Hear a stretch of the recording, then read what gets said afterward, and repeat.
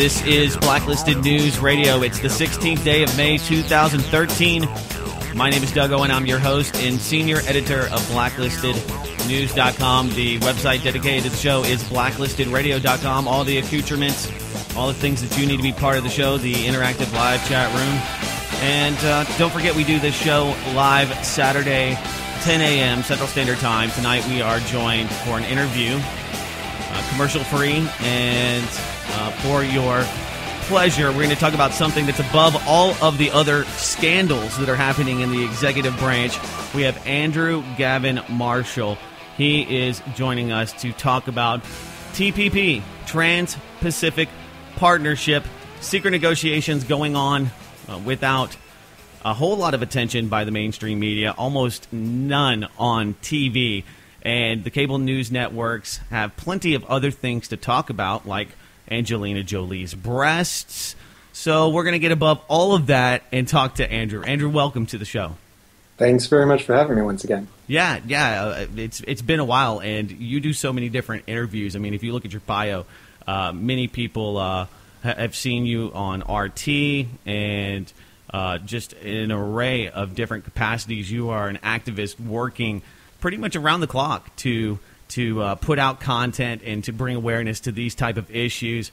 You're on the BoilingFrogsPost. I know you do a podcast yourself, and I need to sign up for it so I can check it out.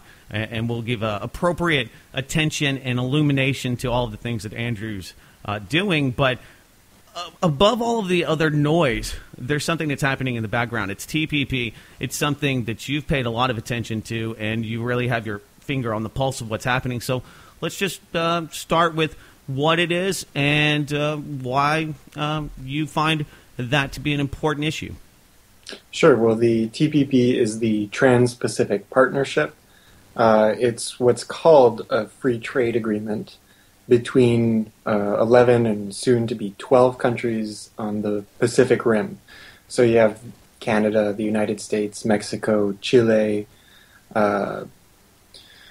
Peru, New Zealand, Australia, Vietnam, Malaysia, Brunei, and you're also going to have Japan entering into it too, and Singapore is already in it. And that's one of, until recently, the largest negotiated free trade agreement in the world, though a recent one was announced a couple months ago, which is much larger, which is the TTIP, the Transatlantic Trade and Investment Partnership, which is even bigger and even worse. But the TPP has been negotiated for about 3 years in secret with the participation of 600 corporations. And what these agreements are, both the TPP and the TTIP, have almost nothing to do with trade. Because of the WTO rounds, most trade barriers, at least between signatory countries, have been totally dismantled. So tariffs and these types of things have already been lowered. So-called trade has been facilitated. These other agreements, previous agreements, have essentially established this already. So what these agreements actually are is not trade agreements. They're essentially corporate treaties. So granting essentially cosmopolitical corporations, that is large international corporate entities with political powers, granting them essentially unprecedented rights and privileges, access, control, allowing them to consolidate entire markets, to consolidate social, political, and economic power in their hands. And in both the agreements, they're establishing international tribunals, possibly run through the World Bank or possibly even the WTO, perhaps some new agency, where you have what are called judges, but they're actually just corporate lawyers.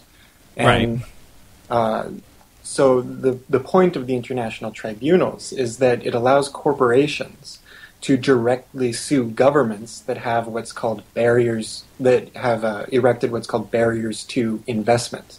Now that's a very technical term. And just as an example, so say with the TPP, say if an American company like Chevron, is operating in Canada, and Canada has some sort of pesky getting in the way, barrier to investment regulation, which prevents Chevron from dumping toxic waste in the British Columbia rainforest, for example. Right. That's called a barrier to investment because it means that Chevron can't just plunder and destroy and profit off of whatever it wants unhindered and unmolested. So then Chevron could theoretically sue the Canadian government or even the British Columbia government to have that either overturned or to have the government compensate Chevron for the millions lost in potential profits. So this gives corporations unprecedented rights, unprecedented privileges, far beyond what any human being is capable of having, so that whatever country they're operating in, they're essentially given corporate citizenship. So unlike humans, where if you cross a border, you're not a citizen, you're not granted citizenship of whatever country you enter into. You know, Mexican migrant workers coming up to the United States and to Canada, they're not given privileges and rights of human beings. They're treated as sort of chattel labor to be sent back on a seasonal basis and exploited for their cheap labor. They're not given any privileges or rights. Corporations, on the other hand, these legal persons which I might add are institutionally totalitarian, are given unprecedented rights, unprecedented privileges to essentially do whatever they want. And one of the main features of both the TPP and the TTIP is what's called intellectual property rights. And this is about cementing these intellectual property rights into the agreements, which essentially grant corporations control over patents and copyrights to enormous degrees. So drug companies like Pfizer and Merck, they're big fans of this because countries, especially poor countries, tend to produce cheap, non-brand alternatives. Well, not only that, but they also steal their patents and basically redistribute whatever it is, whether it's an engine or some product that's manufactured in a country like maybe Cambodia, where you have absolutely no patents and copyrights. And of course, corporations hate this, but they also sell this to people as, well, we can protect you from patent theft. And I do know some people, to be a contrarian here, that have had products. One of them was a fishing net that expanded itself. It was a throw net, and one of the big concerns was that immediately a country like China, and of course we could talk about all the backers and really what that is, and that whole fascist machine that China is. But it's a big concern. So they're selling this as a way to provide stability, regulation, food safety, corporate competition, fair labor. So when a lot of people look at TPP itself, fortunately enough, if you just Google that term, you're going to find some contrarian and counter voices like yourself and myself that are saying, look at all of this enormous power that's being put into non-elected people's hands, corporate interest dominating individual rights and national sovereignty. Which is my biggest issue with all of this. I mean, you have George Soros, and I don't know if you're familiar with his latest commentary about nullification and that whole movement that counters globalization, and that is where people look at local interests and needs and create laws that inhibit the rape and plunder, as you mentioned, by corporate.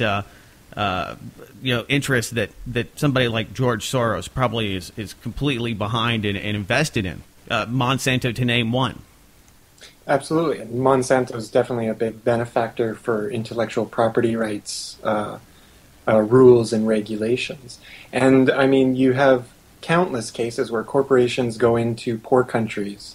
And not only, I mean, with the cheap alternatives to drugs, these things are necessary. Because in poor countries, people don't tend to have money. And yet, because there's no health system, because there's no functioning infrastructure, people tend to need health services more. So in exactly the situations where they need it most, they have the least amount of access. And of course, that's not mutually exclusive. But cheap alternatives to drugs, for example, in several African countries, cheap alternatives to drugs to treat HIV and AIDS are essential for general treatment. But corporate control of the patents allows them to essentially close down any competitors. So these agreements are not, it's all used in the rhetoric of free markets, open markets, free trade, but it's the exact opposite. So it's about establishing extreme protections, extreme barriers, heavy subsidies, but it's just about protecting the plutocrats, protecting the multinational corporations, destroying competition, so that they can monopolize and oligopolize the entire marketplace. That's called free trade. That's called free markets. And then on the other hand, you have free markets which actually function as free markets for the populations, so that while corporations are subjected to intense protections and subsidies, populations are subjected to what's called market discipline, which means that labor especially competes with each other in a race to the bottom to become the cheapest, most easily exploitable labor force. So you just have to look at NAFTA, for example, between Mexico, United States, and Canada. Sure. NAFTA established incredible protective measures for corporations, incredible subsidies, just countless. I mean, the actual agreement of NAFTA is about 10,000 pages, which is, if you use the concept of free trade, there should be no pages. But because free trade is actually just corporate managed protective agreements, then there's 10,000 pages of protections for corporations. And then the actual free market or market discipline comes into play when it's to do with the labor force, so the populations across Mexico, United States, and Canada. So they're put in a direct competition with each other in a race to the bottom. Who can get the cheapest labor? Well, all the companies closed their factories in Canada and the United States, went to Mexico, cheaper labor. So therefore, that's considered a market approach. That's the free market in labor. Meanwhile, the corporations are protected and subsidized. And that's what these agreements are doing on a much larger scale in both the Pacific and the Atlantic Oceans, simultaneously, I might add.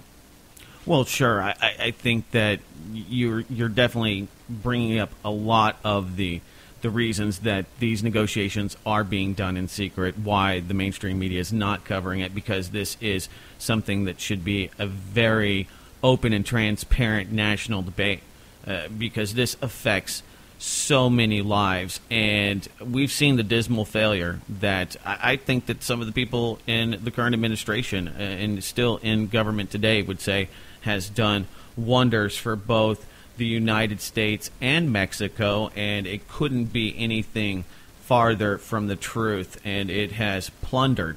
Not only that, but government subsidies, central planning has gone awry in many examples. And so when you look at the macro, it's hard to look at all the different micro issues that led to why these things are bad. And of course, I think that there is a need for some kind of regulation, for limited regulation, standardization. I think that there's a lot of great non-centrally controlled, free market controlled issues or examples that work really well, like the electrical code, other things like that have brought a lot of great things to the market, like standardization and electrical outlets. I mean, go through countless examples, and those are the things that I see them talking about. All of these great links at which they will protect. And so I think it's really important that we counter and look at these issues very, very definitively, because, and that's hard to do because so much of it's in secret, which leads myself and I'm sure most of the people that listen to this show to inherently be distrustful. The Keystone XL pipeline. But here's another question. that I have, and this is one that most of the people that are proponents of this ask me, and that is, well, we have to have something. I mean, if we're going to build central infrastructure, if we're going to continue to have a first world status, we have to have energy. We have to have all of these things that require huge investment and are national and maybe even multinational interests. So how do you prevent one person that says, hey, this is my property, from destroying something that literally people do need and rely on? How do we prevent that? Yeah. Well, the concept of corporations having control over anything is rather absurd. Right. I mean, these are literally totalitarian institutions. Sure. All decision-making goes from the top down. There's not even any pretense, unlike our states, that there is democratic accountability or processes or input. And I mean, you mentioned that, people don't really know about these agreements, they don't really like them, but there's a very specific reason for this. The United States especially is the most heavily polled society on earth, Canada as well, and other Western countries, because countries that pretend they're democracies, they have to at least understand public opinion, because it's been a very powerful force over the last century, at least in terms of manipulating, understanding, and shaping public opinion. Right. And so there's tons of polls carried out on public opinion in the United States and elsewhere. And before the U.S. elections last year, there were some very interesting polls released which were designed to advise specifically the Democrats on campaigning. But they explained that across the spectrum, like for both Democratic and Republican supporters or voters, there was an overwhelming consensus that up to about 90% and increasing exponentially, people were against so-called free trade agreements, believing that they just inherently left them worse off and only benefited corporations. They may not have all the facts, but those instincts are incredibly accurate. I mean, for the way you generally perceive of the broader population as being sort of some mindless sheep swaying to the elites and everything, there are profoundly accurate instincts that can come through if people are just consulted, if people just take a moment and think. So with 90% and upwards, both Democrat and Republican and everything in between and all around being against free trade, that's not something that you're going to talk about on the campaign trail. You're not going to say, I'm going to negotiate 2 of the world's largest free trade agreements in secret with 600 corporations, because you're not going to get many votes. So instead what they do is say, okay, so everybody's against this, so don't talk about it. Obama, in his first election campaign, he was talking about, we're going to renegotiate NAFTA.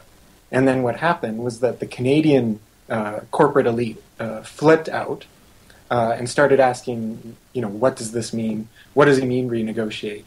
And then suddenly his campaign advisor called the Canadian embassy and said, don't worry, it's just campaign rhetoric.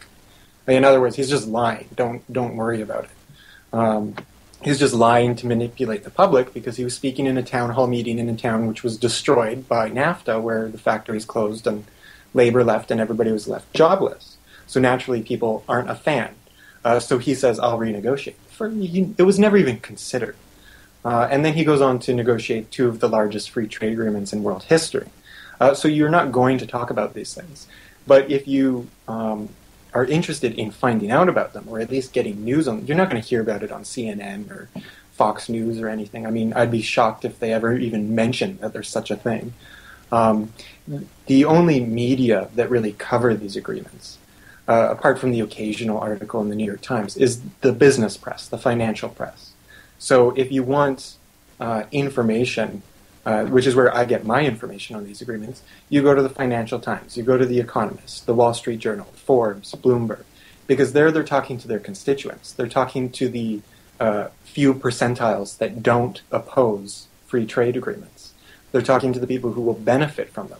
So they're able to at least mention that, yes, this is something that actually exists. Yes, there are these 2 massive so-called free trade agreements, and they're being pursued in secret with corporations, and this is all very good and wonderful, of course, because it's the business press. So naturally, they're just praising everything.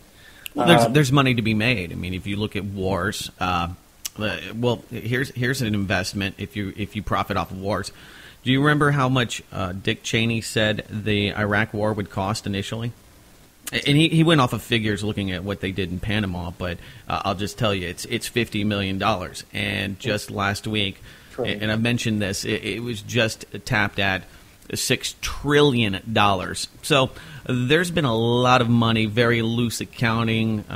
Trillions of dollars have gone missing from the Pentagon. So, rape and plunder and resource-based wars are pretty much standard with empire. I was just reading something in the Financial Times about these oil majors, and they're looking at when they can begin operations in Somalia. And to be able to, build all those pipelines, you need drones, you need military backing, because you have to have corporate security. And so investors that want to put money into pulling resources, whatever they may be from some location, need that private paramilitary force. I think the real disconnect is that most people look at, as you said, the propaganda, the PR relations, and these huge departments that are paid to manipulate and to lie to the people, and yet they still kind of buy it, or at least the low information voters continue to buy into it. But if you look towards what we've seen in the EU.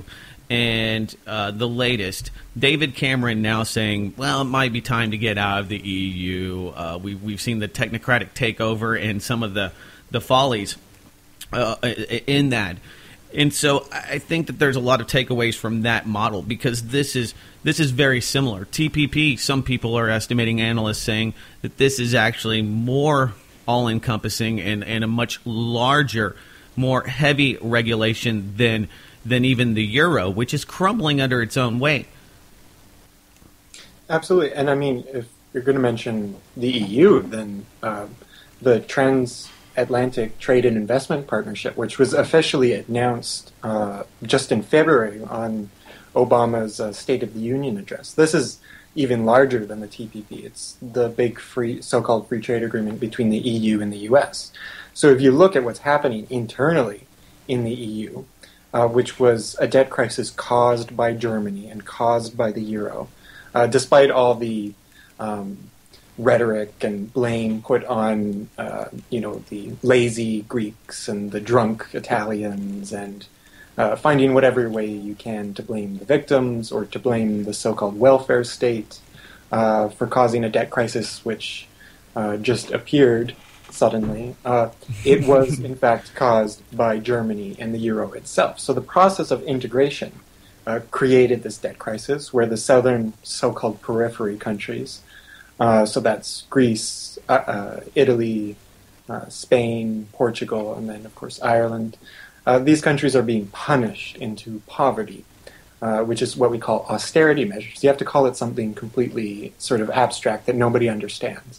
So you call it austerity measures, which really just means impoverishment. And then you implement structural reforms, which are a bunch of technical changes in regulations and laws and labor standards. It basically just facilitates exploitation and plundering. So the combination of impoverishing a population with facilitating changes in labor regulations, for example, what they call labor flexibility, it's a great term for it. It basically just means that if you are a worker and you have, say, a union and have struggled, if you're in the Western world, probably for over centuries, workers, groups and unions have struggled to establish basic rights. I mean, the only reason we have weekends or 8-hour workdays is because unions struggled 100 years ago for these rights. And back then they were battling, literally fighting in the streets, fighting corporations and plutocrats in the state. And they were met with extreme violence, like the kind you see sort of today in Egypt. All these benefits. So if you're a worker in, say, Spain, and you have pensions, benefits, sort of anything brought through your membership in these workers' organizations. Well, then now you don't. That's called labor flexibility.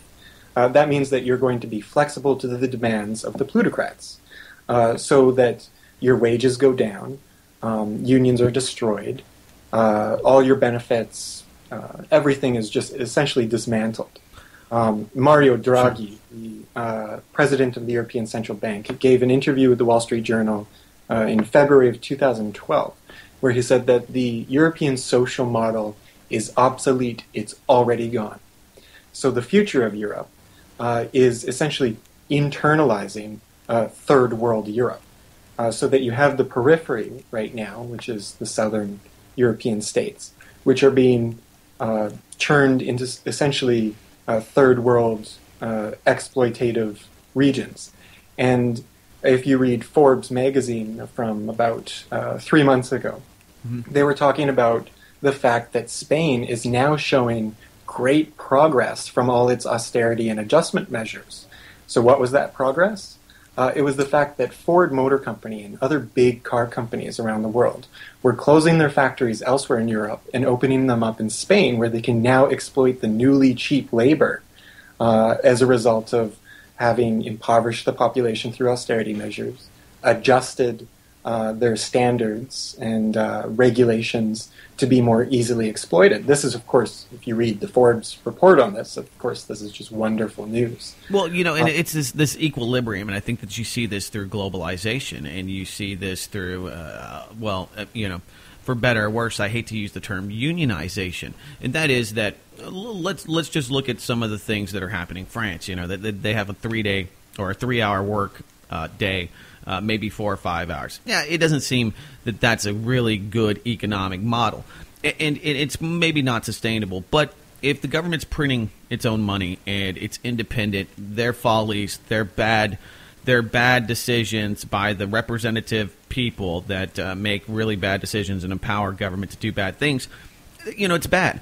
But when that becomes a global crisis because of international investment and because of these laws, these trade agreements, treaties, and all of the different variations thereof, having the central bank of Europe print their currencies, they're at the mercy of the central bank, whereas the United States has a unique position. We can just print more money.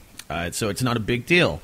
We have that power here. Now, they're screwing savers, and they are kicking the retirees and people that have been trying to put their money into safe investments right in the rear to put their money right back into the stock market.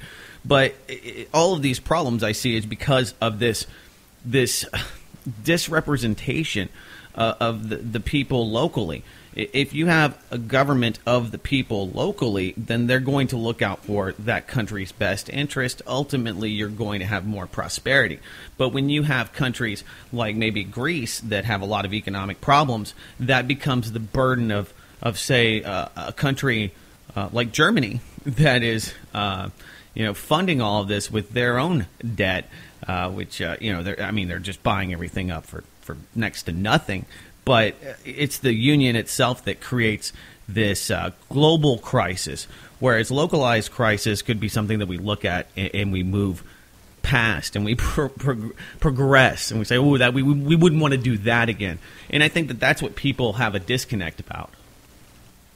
Yeah, absolutely. I mean, Germany is destroying Greece. There's no reason for Greece to be in the state it is. And Germany decided that it's, with the help of the European Commission and the European Central Bank, they all sort of got together and said it's time to destroy these economies and profit off of it. And that's what they're doing.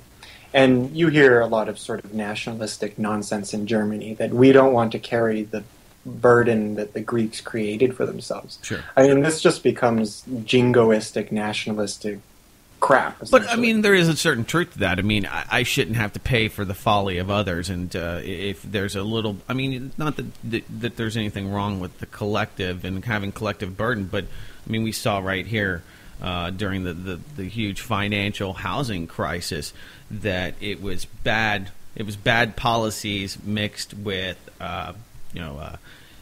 unfettered and unchallenged centralized power I mean, just we've seen all of these huge examples of where this has gone wrong. LIBOR, where you have one group controlling interest rates, and people ended up losing their homes. And so I think that when you have governments like Mario Draghi, the ECB, the Troika and the ECB, they're not looking at these other countries as, hey, these are my countrymen. They look at them as maybe even adversaries. And so they're making laws for people that they no longer represent. And that is why I think that you have the chaos and the melees that is becoming the European Union. So much, though, that, now they have huge political parties that are emerging, that are, anti-statist and anti-EU. So, these policies themselves are very destructive, and they are falling under their own weight, I think, and that's a great thing. What's your opinion on that? Yeah, there's legitimacy in not wanting to pay for the crimes of others. The problem with Germany in respect to the other countries is that a lot of the population simply blames the entire wrong. They're blaming the wrong people. Sure. So they blame the Greeks, they blame the Spaniards, they blame the Italians, when they should be blaming their own politicians and the banks and the EU itself. That's where the blame lies. Sure. And within Greece, this creates these sort of nationalistic backlashes. And I'm all for anti-statist reactions, but then you also get intensely nationalistic reactions, and that leads to the rise of fascism. So even in Greece, you're seeing this, where you have literally a neo-Nazi party, which is now in parliament, the Golden Dawn. Right. And, their whole premise is Greece for Greeks, and they go around attacking immigrants and beating them up, and even in some cases nearly killing them. And they've even announced that, in Greece they want to build big camps where they'll put all the immigrants and use them for labor. And then the EU looked at that and said, we'll beat you to it. And then they built 30 camps inside Greece as part of the conditions for one of the bailout agreements. And they're just going to throw all the so-called illegal immigrants into these camps while the EU and North America continue destroying the countries for profit that these people are escaping from.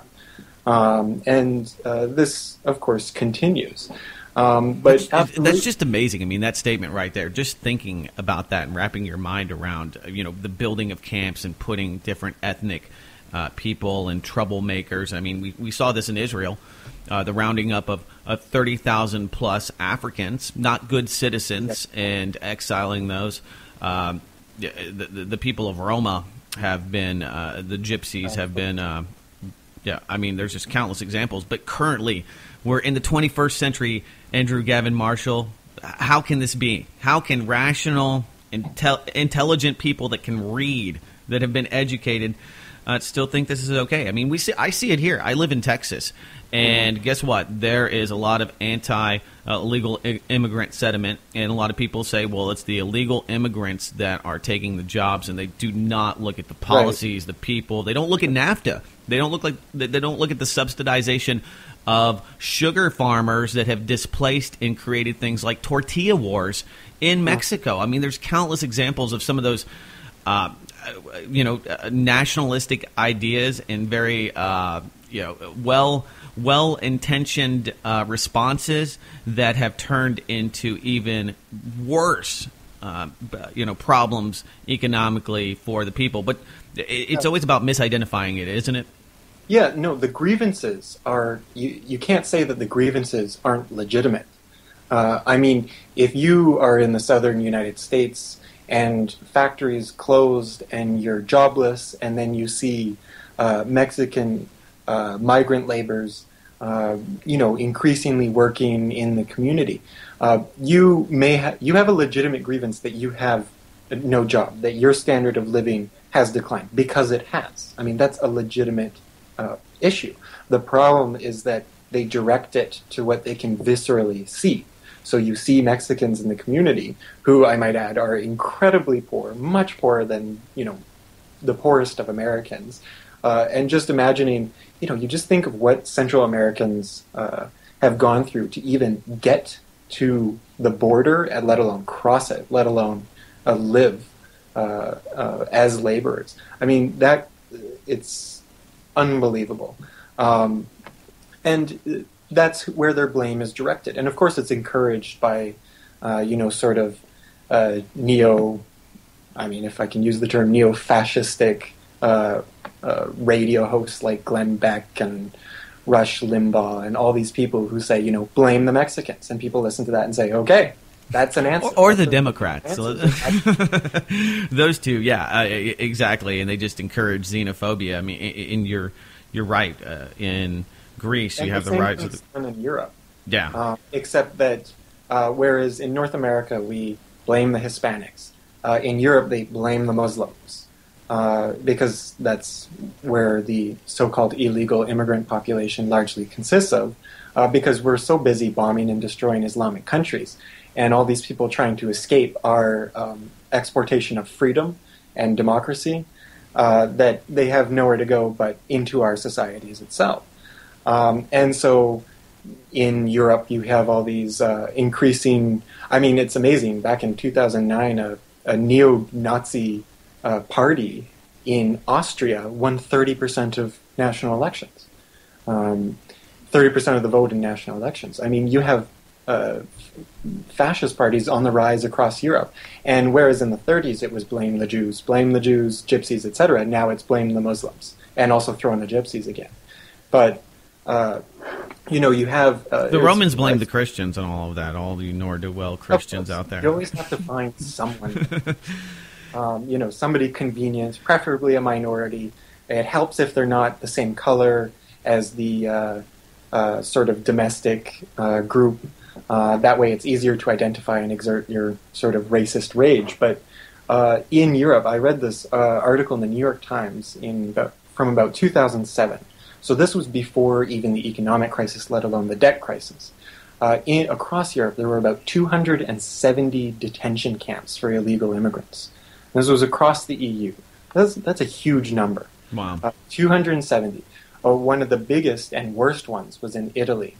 And at the time, Berlusconi, who was the prime minister of Italy at the time, I mean, say what you will about Berlusconi, but the man was, he was, of course, a corrupt, crazed lunatic, but he was at least a little more direct in his language than most of the corrupt lunatics in political... Yeah, he said you had to bribe people to get things done. I mean, that's how it works in Italy, and to say that it doesn't work like that anywhere else is just entertaining delusion.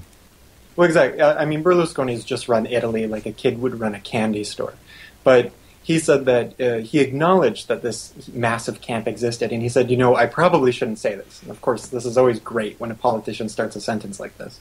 But he said, I probably shouldn't say this, but essentially the conditions are like a concentration camp. Well, that's fine. Okay, so we're just not going to deal with that. And then, so you have all these camps, and this was in 2007, before the crisis, and now you have calls for sort of coordinating the whole camp infrastructure across Europe. Of course, that means increasing the amount of camps, but also centralizing it. And here's the ominous part, which should raise flags. Guess which country is pushing for this?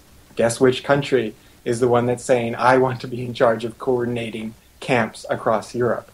Of course, it's Germany. So while that's okay that Germany announces that... You sure it's not Poland? Poland would make more sense, Andrew. Right, of course. No, that's just where they'll put the camps. Right. Sure. But, this is the type of thing where it should be announced, and then everybody should just say, no, we've had enough. And that should be the end of it. But this just gets announced. It's, in the back of the paper or something. They're very nervous. They've changed laws. The bobbies can now use chemical weapons against protesters. They are preparing for another summer of rage. They're preparing to be occupied, and people are very, very upset. They're only a few gaffes away from creating riots and waves of riots, and I think it would be really easy with just a few well-placed articles. The scandal in Spain with the royal family, one of the princess, the princess. Parasites. What's that? The royal parasites. Yeah. Oh, there's nothing like finding out that the royalty are part of a scam to set off a violent wave. But the Brits are okay with the Queen. She's she's pretty compromised and stealing money from the pot. But I don't think that they just can muster that much anger towards her because she's just kind of old. Yeah. Well, hopefully she won't be. Anyways. I don't. It's inevitable at some point. Andrew Gavin Marshall is not going to cry or shed a tear, and neither shall I. No, just have to open the champagne. Yeah, it might be appropriate. Well, see, I'm a Canadian citizen, so she's on all our money up here. Mm-hmm. So you get plenty of FaceTime with the Queen. Right. Exactly. Assuming I have plenty of money, but. In Spain, actually, it was great that you mentioned the royal family there.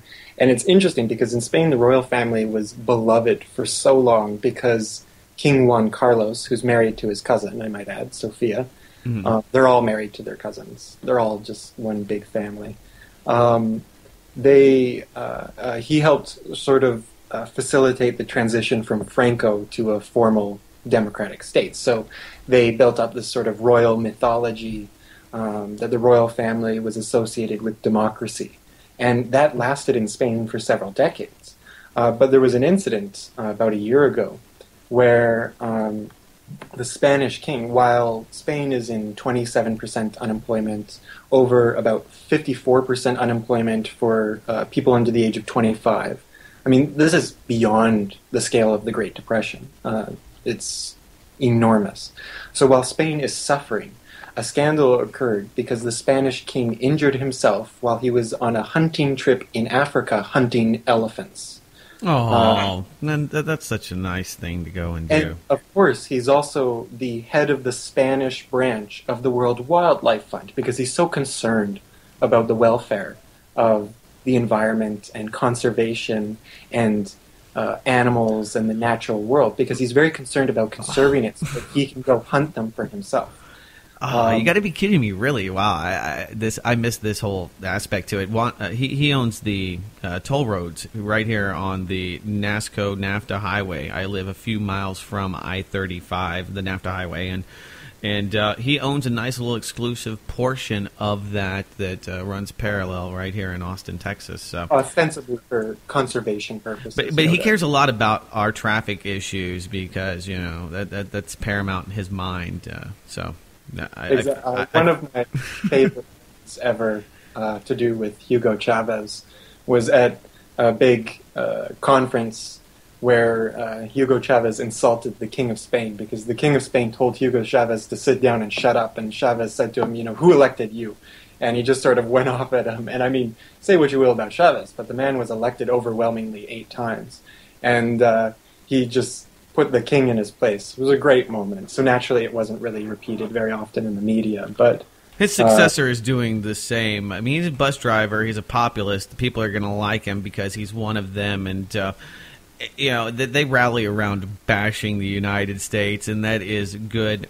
That's good domestic policy, I think, because we are the number one consumer and buyer of all of that oil that allows their country to operate. So I think that they say one thing, we hate the United States, but boy, do we love that money. Yeah. We love that money. And it's not being distributed to the people. I mean, if you look at Venezuela, highest crime rate anywhere. And it's not that, I want to talk ill of the dead or, I have no grudge against Hugo Chavez. I like anybody that is an X factor in the global equation. Anybody that keeps the U.S. and the oligopoly on their toes, I think, as long as they're not abusing their own people. And he had genuine love, and these were genuine elections that he won.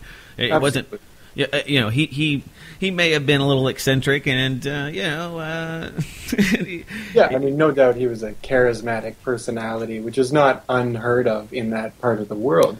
But I mean, sure. Well, you have the whole Hispanic culture, and this is probably politically incorrect, but that has been pretty much intimately tied with religion, and that's something that hasn't changed. That's why I think that they chose a Jesuit pope, and why so much of that has been, that whole theology has been pushed in South America. It has worked very, very well for a long time, and so when I listen to Hugo Chavez, I mean, he's giving a sermon. He's rallying the people, and the South Americans and people in the Latino culture. They really respond to that, and you have that in the United States. I think with blacks, a lot of them kind of respond to that, and you see most of the unfortunately the tragedy pimps like Al Sharpton and others that end up being a bad representation of any ethnicity, no matter what it is. They have that same style. So it's very charismatic, and I think it works well. But what it really comes down to is that these people actually, whether their intentions were, I think their intentions were pure, but whether they led to prosperity for the people at least were able to decide, and I think it would be better than any U.S. installed puppet government that. Oh yeah, and there's evidence for that. It's called precedent. Sure. Because Venezuela was one of the most ardent U.S.-backed regimes for a century, essentially, and it was ruthless, incredibly corrupt. And this is not to say that the Chavez government wasn't corrupt or didn't have problems or the effects or whatever. I mean, of course there were problems. But compared to every single preceding government, it was like a bastion of democratic accountability. I mean, the greatest achievement of Chavez, hands down, was that for the first time in the country's history, the poor majority were politically activated and mobilized. That's never happened before in the country. And that spread across the region. And now, whatever government comes to power, whether they're populist, whether they're a part of the favored U.S. right-wing fascist dictatorships, or whether they're, sort of the centrist left governments like Brazil, regardless of the government composition, they have to deal with a new reality across Latin America. That is that the poor majority, and indeed the indigenous peoples, have become activated and politically mobilized for the first time, and collectively. This is huge. I mean, that's unprecedented. And of course, like, the United States had all its military bases pushed out of the region, apart from Colombia, of course, where they're building more. But I mean, that in and of itself is huge. And then, of course, like, that was the real start to the modern political awakening that we've seen taking place across North Africa. I mean, it started in Latin America, America's backyard, and it's been erupting all over the place. So people are waking up, and in Southern Europe, the crisis countries, you have populations essentially near open revolt. You have new movements. You see large anarchist groups emerging everywhere from Greece to Egypt to Mexico. There's a lot going on, and so of course power everywhere is kind of flipping out. But I think that's a good thing. But at the same time, they're going all for broke. So they're just trying to push everything all at once. And trying to really consolidate all power as fast as humanly possible. But they have to deal with these new political realities. It's what Brzezinski calls the global political awakening. Well, and he also talks about the Caspian Sea states, the Silk Road, and I think that's where we will see more focus, something I heard Sybil Edmonds, who you're familiar with, talk about, and something that I've been talking about, and Zygmunt Brzezinski, of course, the Grand Chessboard. He's been talking about these talking points and the shift, and why it's been instrumental in the radicalization of Chechnya and using Islamists, radicals to do the dirty work of the Western Empire in those regions. And of course, this is, I think, for the most part, just a proxy war with Russia. So with regard to Russia, their largest military ally and a country that has been, I don't know, even with everything that's happened, the demonization, the propaganda machine just hasn't swayed the American people or the world to get behind military intervention in Syria. it seems that a lot is hinging on the next few months. We have a lot of a ramp up, of course, a lot of military weaponry being transitioned to the Turkish border. Israel has fired into Syria and is doing that as we speak. So, with regard to the Middle East, what do you think Syria symbolizes for NATO, and why is this such an important mission for the Western elite? Syria is, like most things, quite complicated. It's not black and white. There's a tendency, which I like to withdraw from personally, but that I often see in a lot of alternative press, is that if they're able to establish Western links to certain groups, they then discredit all opposition as being Western-dominated, sort of the CIA conspiracy, NATO conspiracy type thing. Mm-hmm. And then they simply write off the opposition. This is done a lot in regards to Syria. So you either hear the mainstream news version, which is that rebels all good, Syrian government bad. Or you hear the alternative, which is rebels bad, Syrian government good. The reality is that it's far too complicated for black and white versions. You had so many divisions and different opposition groups within Syria. There were student groups, there were in different towns, it took on different measures. They weren't all this united Syrian opposition group. What happened was that when the protests first came up and arose against the regime, you did have a lot of weapons and money flowing in through Saudi Arabia and through Turkey. After all, the king of Saudi Arabia said that the road to Tehran runs through Damascus, indicating that Syria is, another domino on the way to Iran, and in terms of regime change dominoes. Then you had the funding of very specific groups within Syria, which is important, because this undermined a lot of the peaceful opposition groups, a lot of the other opposition groups, and it forced this militarized response. And then what you get is a civil war where now 70,000 people have been killed. And there's no reason to apologize for the crimes of the Syrian government either, on the other hand, because there have been massive crimes. There's no good or bad in this conflict. There's only bad and worse. And of course, any intervention we undertake, whether it's arms or direct military intervention, we're only making everything worse. And that's essentially the metaphor for our entire foreign policy everywhere in the world.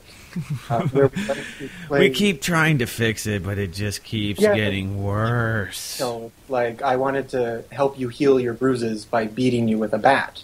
And suddenly it didn't work, and I don't understand, so now I'll just stab you.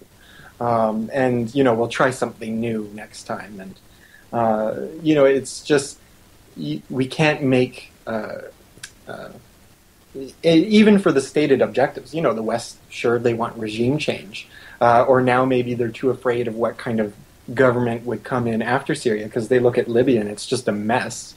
And of course, in Libya, we intervened for quote-unquote humanitarian reasons, which is also known as a three-letter word called OIL. That means humanitarian intervention. I thought it was God, gold, oil, drugs. Right. Yeah, that's awesome. So it's all for God. Well, and when I look at it, sure, there's some strategic pipelines. They're a huge military partner with Russia. And Russia has a very special and unique relationship to Syria, of course. And we had none other than Mr. Bibi Netanyahu, who went to Russia to make the case for them to allow this intervention, because to this point they're still sending weapons, missile interceptor systems, a barrage of anti-aircraft weaponry as sold to the Syrian government, which, of course, all of the hypocrisy. Look at all of the British weapons that they sold Muammar Gaddafi. Which it's Tony Blair personally facilitating a lot of these agreements. And I mean, think about that. One of the leaders of the free world, and what does he do? He sells guns. He's a gun runner. Literally. Yeah, and he's also on the international. He's chairman of the International Advisory Board of J.P. Morgan Chase. I might add. Here's an interesting note about Tony Blair. After his political career ended, he momentarily taught a class on God and globalization. So it was theology and part of his attempt to become the president of the European Union, converting to Catholicism. I just love the idea that you're just so pompous, so full of yourself that you believe that you need to seed children with all of your misdeeds, and you were the lapdog of Dick Cheney, but yet it just the hubris of somebody like Tony Blair, who I believe is a blatant war criminal, and no doubt about it. Dick Cheney, all of these guys have absolutely admitted to open war crimes, and people are like, we kill a lot of people here in America, but they're in good company. Yeah. But I mean, Libya is a great example. I mean, the thing with Syria is that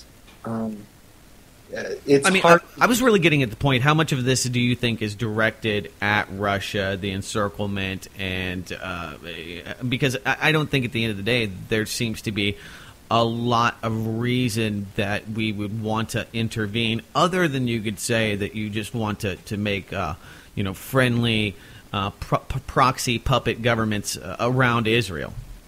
Yeah, I mean that's a legitimate strategic view from the imperial mindset, I might add.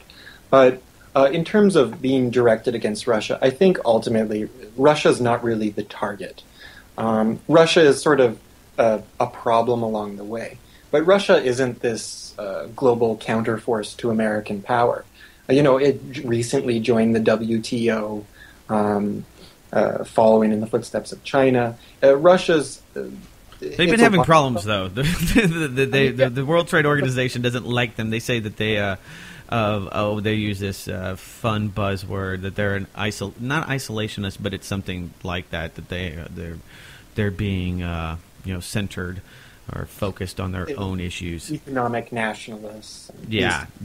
So I think Russia is very standoffish, and at the end of the day, I mean, when we look at the creation of Al Qaeda, with the creation of the radicalized Islamists that are wreaking havoc and stealing weapons and creating offshoots like Al Nusra and Al Qaeda. I mean, this is all open on the television. Open Al Qaeda groups and Al Qaeda run cities.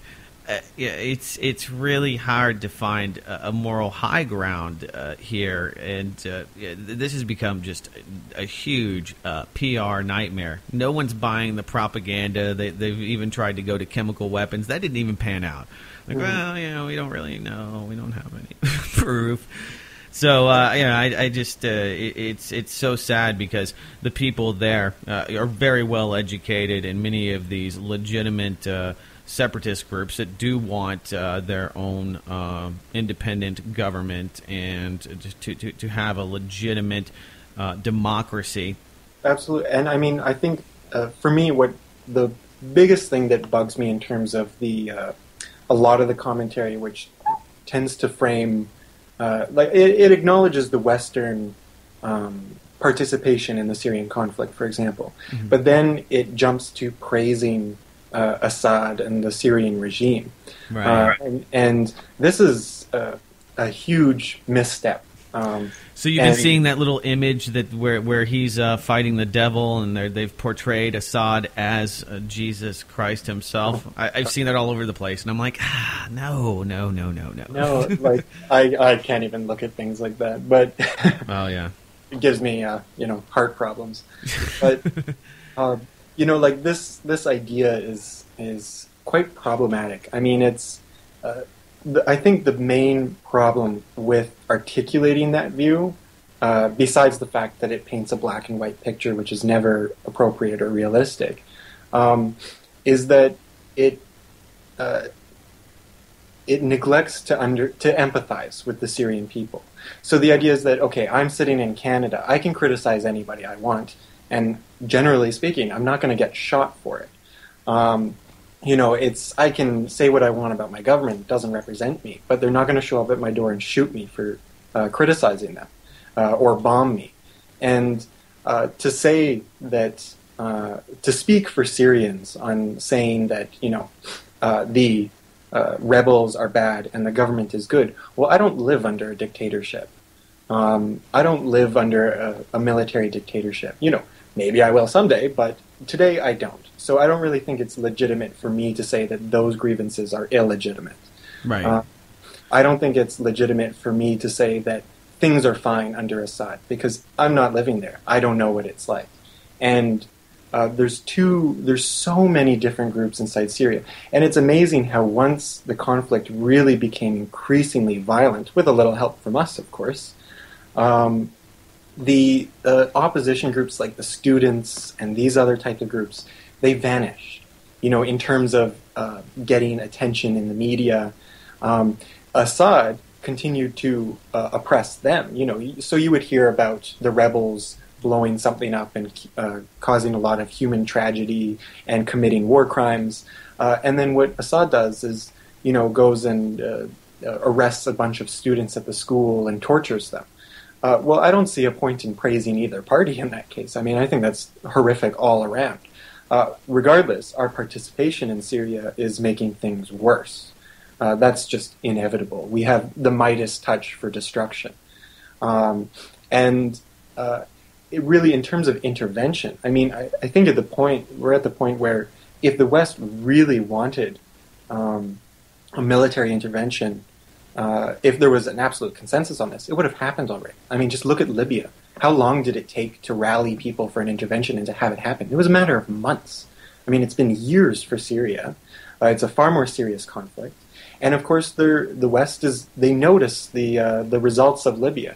I mean, Libya caused a huge crisis. Not only is it a failed state by now, but the fact that it caused a huge shipment of weapons and militants to cross the border, which caused the French intervention in Mali a few months ago.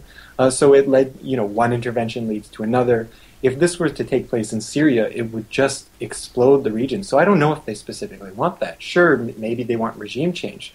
Though at the same time, I think it's very unstable. They don't really know what kind of group is going to come to power, or how well they'll be able to control. Well, I think it's who they give the money to and who they start creating oil contracts for. In Libya, we saw pretty much right away, as soon as we had the no-fly zone, the mission was clear to ouster Muammar Gaddafi. They built a central bank in a matter of hours, elected some people in secret with Hillary Clinton, and boom. About priorities, right? Yeah.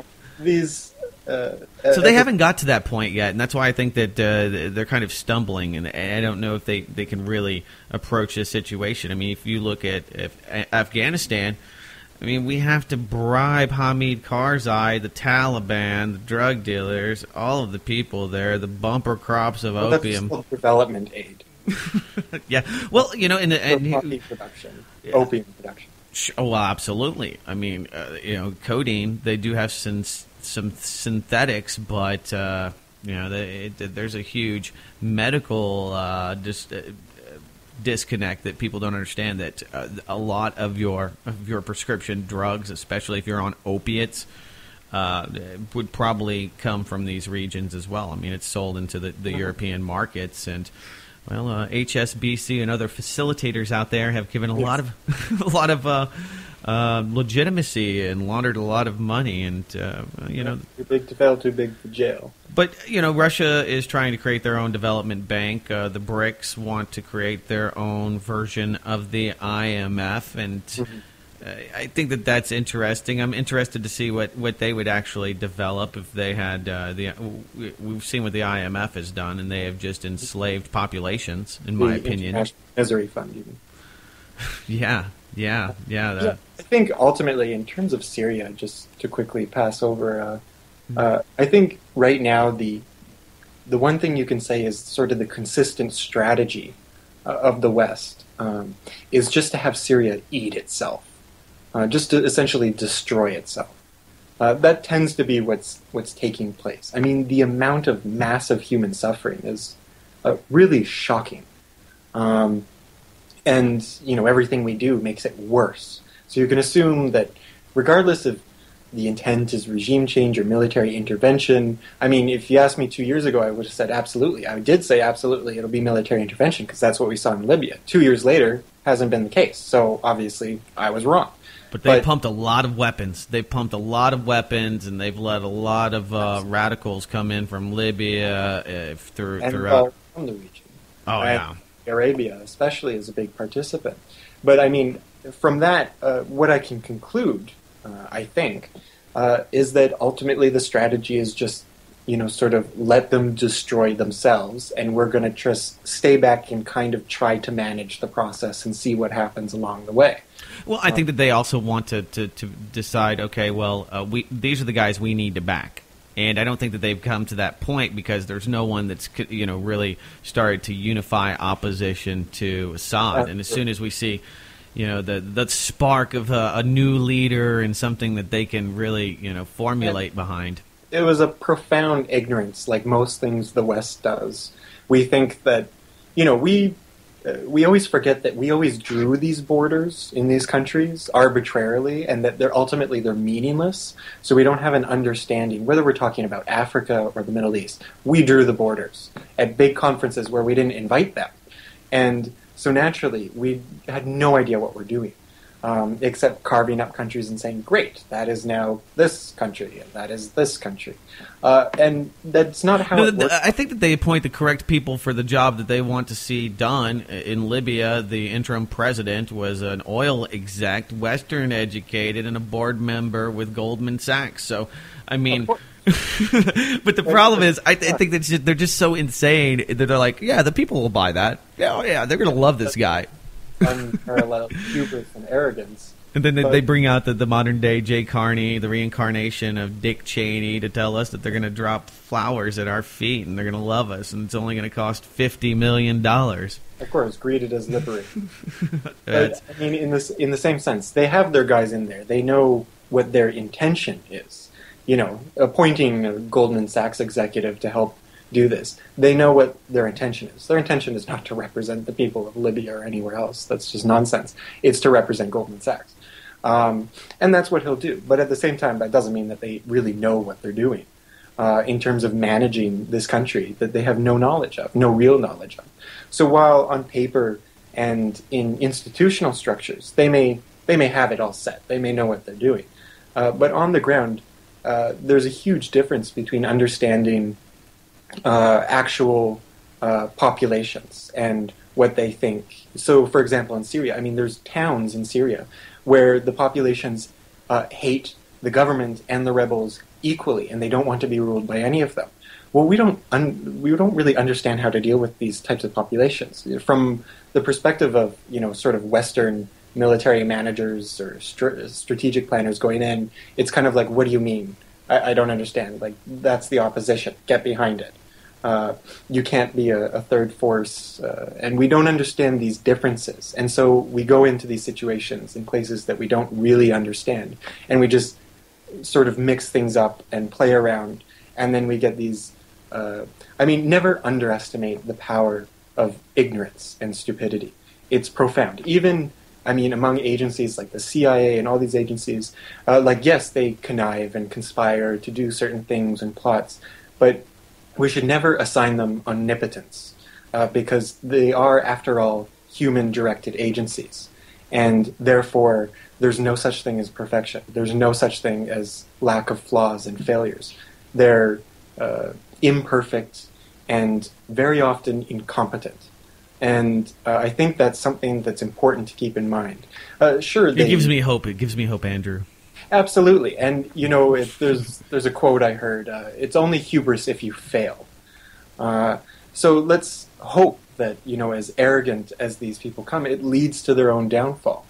And it's good to expose these types of things for obvious reasons. But, the same thing happens with development agencies and NGOs and sort of do-gooding nonprofits. I'm going to go to Africa and start up a farm and teach the locals how to produce food better. They go in, there was this case in Tanzania, I believe, where this aid agency, and aid agencies, when they go to these places, essentially they fail at everything they do. every single project they attempt is almost exclusively a failure, and there's a very good reason for this. But there was this one example where they went into a community and they saw this huge, very fertile valley leading down to the lake, and they realized that it wasn't being utilized to grow crops, and they couldn't imagine why. So they're like, we're going to go teach these locals something, and we're going to grow all these crops. So they planted all the crops and started growing everything. And then one night came, and all the hippos came out of the water and just ate everything, and just destroyed all their work in one night. And they went to the locals and said, oh, well, why didn't you tell us this was going to happen? Why didn't you tell us? And the locals just said, you never asked. You know, they just see some foreigners coming in, setting up this big project, and they're like, whatever, it'll fail. You know, but it's the idea that we didn't even ask the local people, you know, what do you need? How can we help you? And of course, even if they have the experts, it's not real experts. It's alleged experts and people that are really more.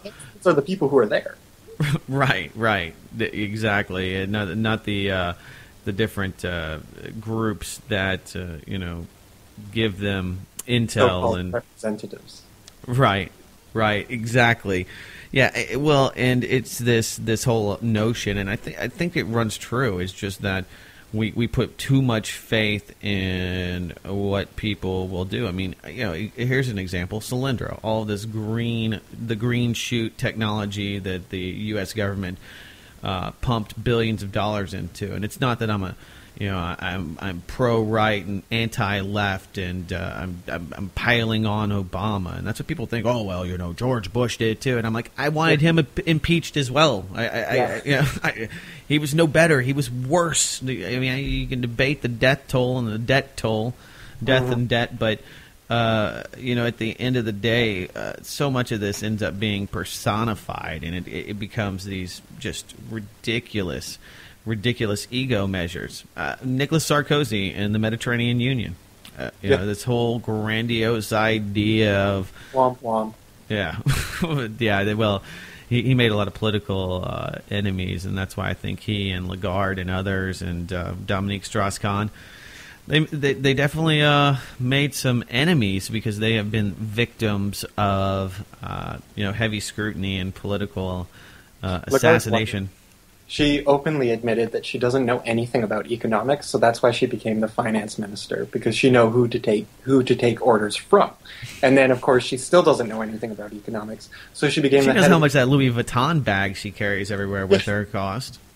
But remember, like she said, she spends more time thinking about the poor kids in Africa who can't go to school than the Greeks. And this was a disparaging remark, she said, where they're going to have to pay for their crisis. Meanwhile, she doesn't pay any taxes, but that's fine. Well, I mean, Hillary Clinton gives the Africans new ovens, huge multi-billion-dollar boondoggle. They spend millions of dollars teaching them how to clean their genitals, and just all of these crazy projects that are just absolute waste. Into the Egyptian military to repress the revolution, but you know, these things happen. Oh, sure, yeah. Some things that are not nearly as benign and silly. I mean, most of that's just cronyism. That's just people getting paid. You know, we're going to give people iPhones to see if they want to stop smoking. Well, do you work for Apple? I mean, no, I made this app and I sold it to the government, and we're going to do testing. Wink, wink. You know, and that's just so frustrating, because when you look at what we could be building and what we should be building, and you know, how that would meet, I think, everyone's ultimate goals, and you know, even the oligarchs and the kleptocrats could you know, prosper in a world where we actually had you know, some fairness across the board for all. I think we could live in a world where there's not exploitation. But I think the first thing is just getting corruption and blatant crime and criminals out of the institutions before we try to you know, shake the pillars of society. We still have, you know, cronies that people, you know, our Congress is still you know, insider trading. I mean, there's a lot of things we could do to make it much more accountable that are very pragmatic. And you know, we've been going here for over an hour. I know that your time is short, and you've got a bunch of projects. So why don't you throw some of them out there for the people to download this and are listening, and let them know how they can find out more about the work you're doing. Sure. Well, I have my main website, which is andrewgavinmarshall.com. Then I'm also project manager of the People's Book Project, which is thepeoplesbookproject.com, which is basically crowdfunding project to research and write a series of books. And the first one should be entering the editing process quite soon, hopefully, if I get enough funding for that. And then I am also sort of leading the research on something called the Global Power Project for Occupy.com, which is studying the individuals, really actually studying and naming the names of the global elite and finding out all their connections and sort of mapping it out. And I'm also the chair of the Geopolitics Division of the Hampton Institute, which should be launching quite soon, a sort of new cooperative think tank. And I'll also even be starting up my own nonprofit very soon. But that's not launched quite yet. You sound like a very busy man, Andrew. Yes, and the weekly podcast on BoilingFrogsPost, I might add. Can you get that for free, or do you have to be a subscription member? Oh, that's okay. That's okay. It's well worth it because you're going to get information that is analysis, that is going to help you in your day-to-day life, rather than people selling you products and crap that you don't need on TV. And so, you do a lot of interviews. So if you want to, listen to Andrew and of course his book that he's been putting out excerpts of is really, really riveting. And we've been posting a lot of those at blacklistednews.com. Yeah, absolutely. Throw out your Twitter handle as well. A.G. Marshall. All right. I believe. Yeah. Sorry. No, that's good. Yeah. I think it's A_G_Marshall. Yeah. The nice thing about Twitter, it's pretty intuitive. So if you put Andrew Gavin Marshall in there, it'll find him. Yes, and we have a screenshot of his head, a biopic at Blacklisted. Radio.com. Well, Andrew, it's been great, man. I really appreciate the conversation. We covered a lot of ground tonight and touched on a lot of different topics from the expansive TPP all the way to what's happening in Syria. So thank you so much for doing the interview, and I look forward to doing it in the future. Absolutely. Thanks very much for having me. Always a pleasure. All right, guys. Thank you so much for tuning into the podcast. I'll be live Saturday morning, 10 a.m. Central Standard Time. Hope you will join me there. You can subscribe to the newsletter at Blacklisted Radio and blacklistednews.com as well, so you'll get all of the updates and you'll know when the show goes live. And until next time, take care.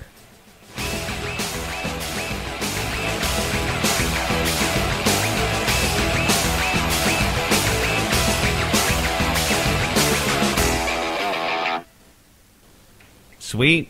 Thanks, Andrew. Appreciate it, man. Thank you. Yeah, we'll do it again soon. I'll put you in my calendar to hit you up in 6 weeks or so. Sounds great. Cool, man. Bye. Okay. Cheers. All right, there goes Andrew Gavin Marshall. What's up, chat room? See if anybody's still there.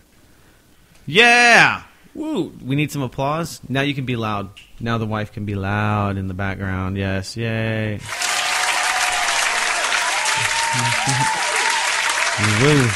It's never too early to learn that the government is a greedy piglet that suckles on a taxpayer's teat until they have sore, chapped nipples.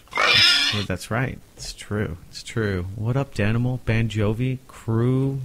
4549? Party time. Where's we is here? Oh, yeah. What's up? Should put on some music. I need a request here. Gotta decompress. So what'd you guys think of Andrew? Pretty cool.